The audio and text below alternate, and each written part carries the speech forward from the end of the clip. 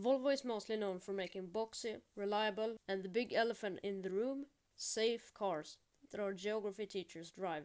Their most iconic model, the 240, has won many safety and reliability prizes. This video will tell the rich and interesting story of a car that symbolizes Sweden, safety, and reliability.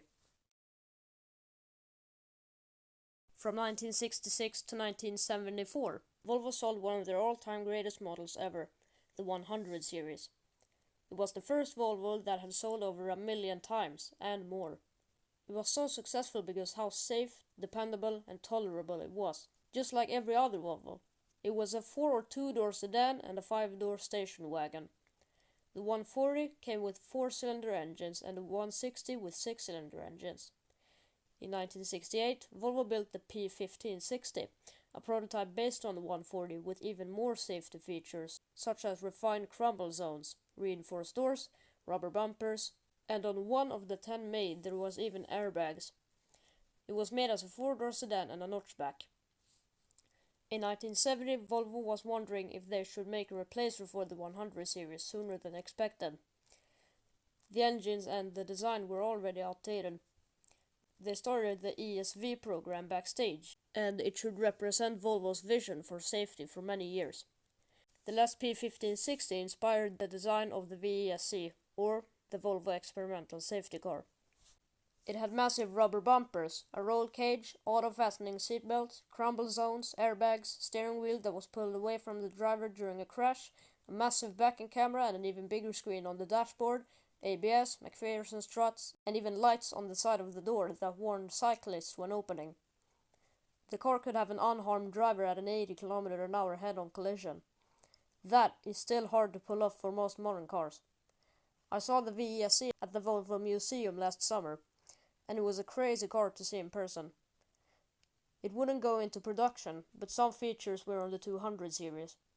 If you ever go to Gothenburg, I totally recommend visiting. The P1560 project was cancelled because Volvo decided the car that would replace the 140 should be based on the 140 to save costs. In June 1970, Volvo President Gyllenhammar announced a new factory in Kalmar, where the new car was going to be built. Volvo were developing new engines for the car. They wanted it to be more powerful, more economical, and meet Volvo's expectations, such as an overhead camshaft. The 200 series came with 2-ish 4-cylinder engines, some with turbocharging, V6 engines, and 5- or 6-cylinder inline diesel engines. The 200 series had hydraulic 4-wheel disc brakes. It used 4- or 5-speed manuals and 3- or 4-speed automatic transmissions to the rear wheels. It used a solid rear axle in the rear and McPherson struts in the front for handling. The Volvo 200 series started production in 1974. It came in 2- and 4-door sedans and a 5-door station wagon. The NHTSA ordered 25 cars to use as their safety standard for other cars to meet up to. Instead of the engine going into the cabin in a head-on crash, it went under the car. The seatbelts and big crumble zones also helped out a lot, and it was the safest car in the world. Volvo Turbo. In 1981, Volvo put a turbo on the 240 and launched it from 0 to 60 in 9 seconds. The 240 Turbo Estate was now the fastest estate in the world. This opened a new market for the company. They could now not only build cars that were safe and reliable, but also fast and fun to drive. In 1982, the regulations in the European Touring Car Championship changed. This meant 5,000 road versions of the race car had been made for them each year to enter, which was dead easy for Volvo. There were also other rules, like the minimum number of seats and weight. All the other rules combined suited the Volvo 242 perfectly. 500 Evolution road car variants of the car needed to be built. 500 Volvo 242 Turbo Evolutions were built on the west and east coast of the US. The cars were inspected and approved.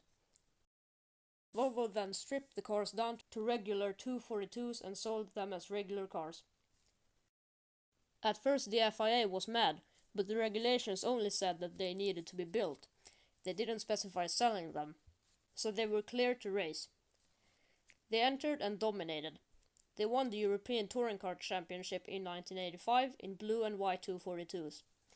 They won 6 out of the 14 races that season. They also won the championship in Portugal, New Zealand, Germany and Finland. Meanwhile, Volvo had launched the 200 series replacer, the 700 series.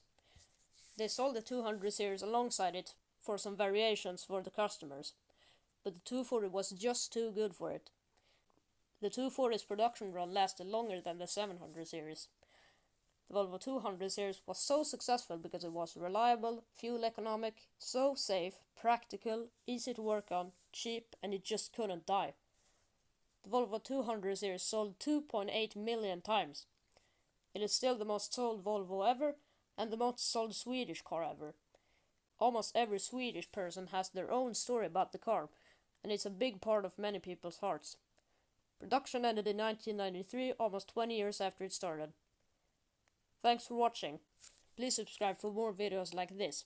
Thanks a lot for the amazing support and 200 subscribers.